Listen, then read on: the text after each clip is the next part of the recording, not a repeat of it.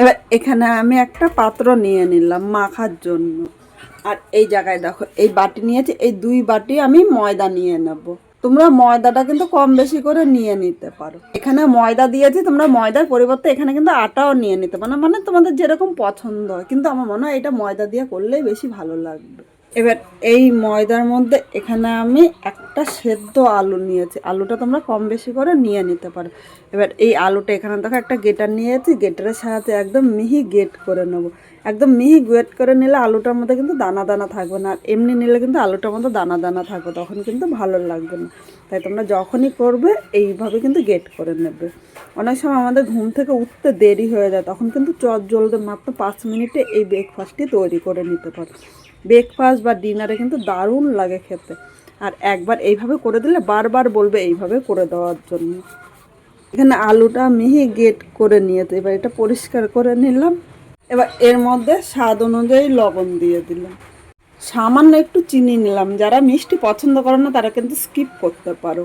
এদিকে কড়াইটা বসিয়ে দিয়েছি, কড়াইয়ের মধ্যে আমি 1 চামচ সাদা তেল নিয়ে নিলাম। এখানে সাদা তেলের পরিবর্তে তোমরা সর্ষের তেল নিতে পারো, কিন্তু আমার মনে হয় সাদা তেলটা দিয়ে করলেই বেশি ভালো লাগবে।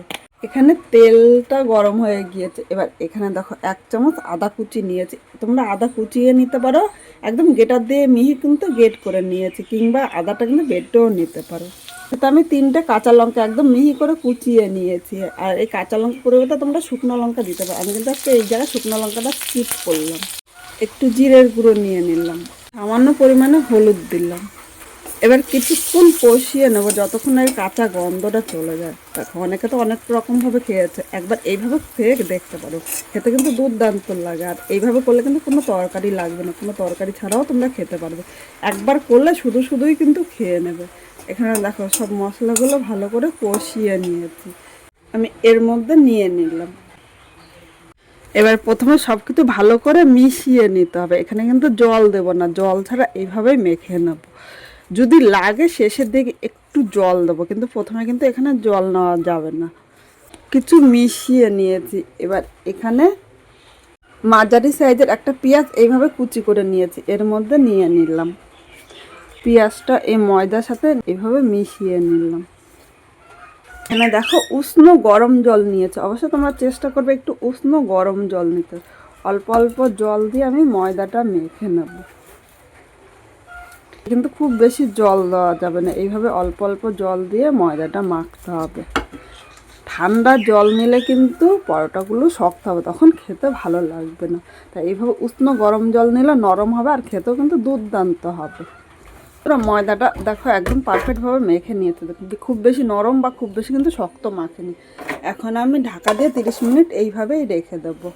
30 মিনিট পর চলে আসলাম। ময়দাটা দেখো আর একবার মেখে নিন, দেখো ময়দাটা কিন্তু একদম নরম হয়ে গিয়েছে। আর এইভাবে করলে কিন্তু একদম পারফেক্ট হবে। এবার এর থেকে একটু বড় বড় করে লেচি কাটবো। আমরা যেরকম রুটি করি তার থেকে কিন্তু দেখো একটু বড় বড় করে লেচিটা কেটে নিয়েছি। আমার 5টা লেচি হয়েছে। এবার লেচিগুলো একটু গোল করে নিলাম, এইভাবেই কিন্তু আমি গোল করে নেব। তোমাদের যেরকম সুবিধা সেইভাবেই কিন্তু গোল করে নিতে পারো। লেচিটাও গোল হয়ে গেল। আমি একটা বেলনি নিয়ে নিলাম, আমি একটু ময়দা ছড়িয়ে দিলাম। তোমরা ময়দা দিয়েও বেলতে পারো বা তেল দিয়ে, যেটা সুবিধা হয় তোমার। যতটা চেষ্টা করবো অল্প তেলে তোমাদের সাথে যে কোনো রান্না শেয়ার করার জন্য। দেখো এর থেকে কিন্তু বেশি ময়দা লাগবে না। এবার এটা একটু গোল করে নিয়ে হাত দিয়ে এইভাবে আমি চাপ দিয়ে নিলাম। তোমরা এইভাবে হাত দিয়েও করতে পারো, আমি একটা হাত দিয়ে দেখাচ্ছি, আমি 2 রকমভাবে তোমাদের করে দেখাবো। দেখো এভাবে হাত দিয়ে চাপতে চাপতে এরকম আমি করে নিলাম। একটু কিন্তু মোটাভাবে কিন্তু করে নিতে হবে, এটা তোমরা হাত দিয়ে করতে পারো। হাত দিয়ে আমার মনে হয় বেশি সুবিধা। আর একটা পদ্ধতি তোমাদের সাথে আমি দেখাবো। ভাজার জন্য আমি তাওয়াটা বসিয়ে দিয়েছি, প্রথমে তাওয়াটা কিন্তু ভালো করে গরম করে নিয়েছি। এবার এর মধ্যে দিয়ে দিলাম।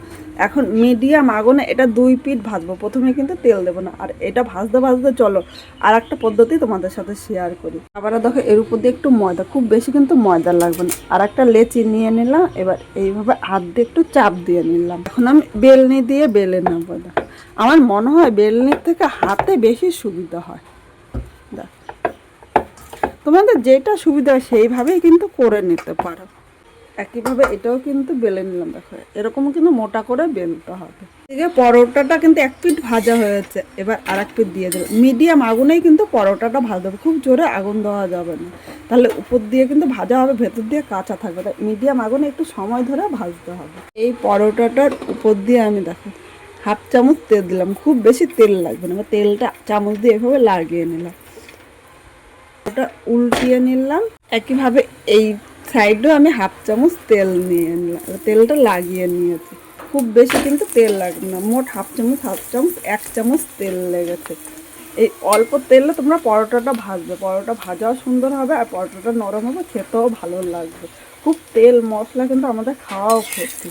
এইভাবে আমি পরোটাটা হালকা লাল করে ভেজে নেব।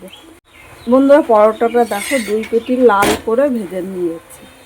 এবার এই পরোটাটা আমি তুলে নিলাম। একইভাবে এই বাকি পরোটাগুলো আমি ভেজে নেব। বন্ধুরা এখানে দেখো একা একা সব কটা তৈরি করে নিয়েছি। প্রতিটা পরোটাই কিন্তু খুব সুন্দর হয়েছে, তবে একবার করলে নিমিষেই কিন্তু খেয়ে নেবে। পরোটাটা কতটা নরম হয়েছে দেখো, এরকম মোট করলে কিন্তু 1 মুঠ হয়ে যাচ্ছে, আবার ছেড়ে দিলে এইভাবে ছেড়ে যাচ্ছে। দেখো পরোটাগুলো দারুণ হয়েছে, একদম নরম তুলতুলে, মুখে দিলেই গলে যাবে। আর একবার করে কাউকে খাওয়ালে সে কিন্তু বারবার বলবে এইভাবেই করে দেওয়ার জন্য। এর সাথে তোমরা টমেটো সসও নিতে পারো, আর টমেটো সস দিয়ে কিন্তু দারুণ লাগবে। আজকে আমি এর সাথে লঙ্কার আচার নেব। এই লঙ্কার আচার তোমরা যদি দেখতে চাও অবশ্যই কমেন্ট করে জানিয়ে তোমাদের দেখাবো। এই লঙ্কার আচারের সাথে এটা খেতে কিন্তু দারুণ লাগে, আমার তো ভালো লাগে। আর বাচ্চারা যদি খায় তাহলে ওদের কিন্তু টমেটো সস দিয়ে দেবে, এর সাথে কিন্তু আর কোনো তরকারি লাগবে না। তাহলে তোমাদের কীরকম লাগলো অবশ্যই কমেন্ট করে জানাতে কিন্তু ভুলো না।